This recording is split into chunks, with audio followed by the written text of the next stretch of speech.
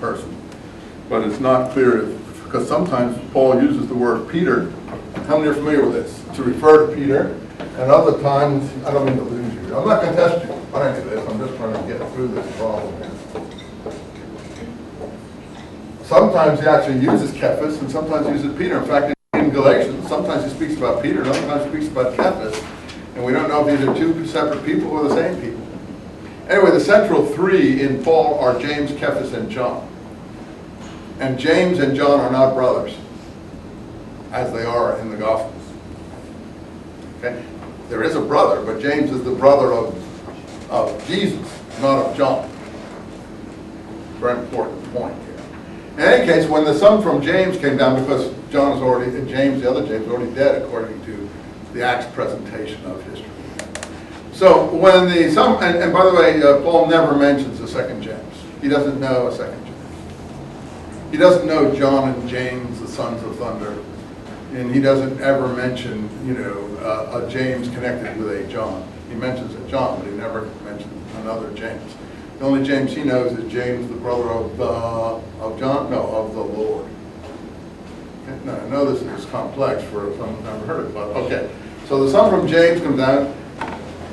Peter was in the habit of eating with them, but when they came down, and then he says, the party of the circumcision, we don't know exactly what that means. Of the circumcision, he means, some say he means those insisting on circumcision. It looks like that's what he does mean, because the rest of his letter to the Galatians, how many read that letter? He fulminates against circumcision and other issues, particularly at the end. He says, I wish those who are disturbing you with themselves cut off, meaning cut themselves. Well, he's making a ribald joke on cutting your sexual parts off, because the Romans saw circumcision as a kind of castration. Anyway, be that as it may. This is how deep you can go into these documents if you start getting some information. In any case, those of the circumcision, the son from James, Peter stopped doing this for fear of James. So Peter was not the head of the church. James was the head of the church. Peter had to defer to James's instructions and rulings, even by Paul's testimony. Then Paul says, and therefore I approached him to his face as a hypocrite, knowing that he was in the habit of doing this previously, and therefore, why would he, I might do that passage if I can find it. I don't know if I brought my book along here. Nah, I didn't bring it. Anyway, and Barnabas followed him in this hypocrisy. So Barnabas split from Paul at that point, apart from what Acts says. So what was Augustine upset about? He said, well, how dare Paul call Peter a hypocrite? Where does he get off calling our beloved Peter a hypocrite? And he writes to Jerome like this. He says, well, what's the meaning of this passage? How come Paul can call our beloved Peter a hypocrite? How come, what's going on here? And how dare he do this? And Jerome takes a year to reply to him, and when he finally does a reply, he said, there are some questions best left not investigated. And he kind of like fobs him off. So, I don't have the answer to that, and some things you should just, leave alone. But that's the whole thing. You say, well, why don't follow you, Professor Eisenman? What has been proved here? The point is that James is the overarching leader of the church wherever it seems to have been operating at that time, and Peter is subject to the instructions of James, not vice versa. And Peter is more like an overseas apostle, if you like, an itinerant overseas sort of person moving from community to community. So the people in Rome would have only known Peter, so they would have assumed he was the head of the church, but they didn't know the Palestinian leadership. That's how our idea of Peter as the head of the church came into being. Now, there's another group of documents that documents this very clearly, that are like an opposition act. These are called the Pseudo-Clementines.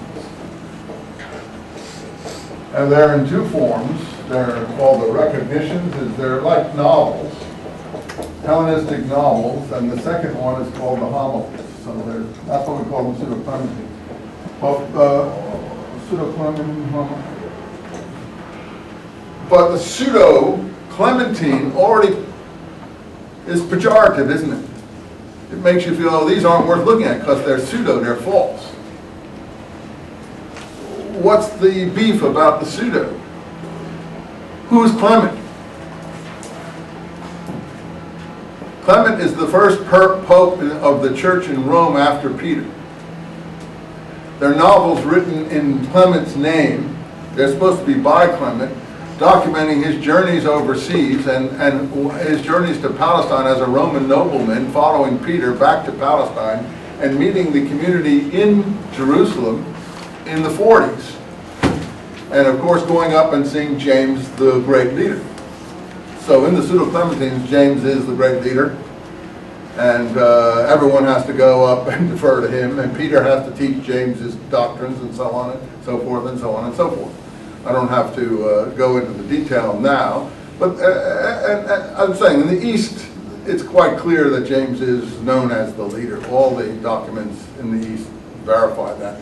The West, we have a different, I'm talking about West, from Rome, West to France and Spain and places like that. People who hadn't been to the East and so on. So in any case, James is killed in 62 AD, and that's covered in Josephus. But you see, Acts, the official church history, if you like, ends around 62 AD, with Paul in loose house arrest in Rome. It isn't clear if Paul's going to be executed, because he says nobody knows him there at the end of Acts, and he's surprised. He thought they might have heard of his escapades beforehand, and he stays in his own lodgings, and he receives anyone he wants, and he pays for his own room and board. He makes it clear that he's doing that, and we don't know what the outcome of the investigations are, because some people say Paul went to Spain thereafter, and I don't think he was killed in 60. The odd thing is that Acts ignores the death of the leader of the church, where it ends. Why didn't it end with the death of James?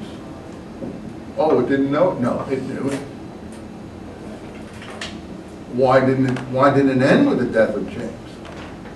Because its hero is Paul, and it's written from a Pauline view, and it's Paul's picture of the early church. It's written by Luke, who is Paul's traveling companion. Now, Clement was actually Peter's traveling companion.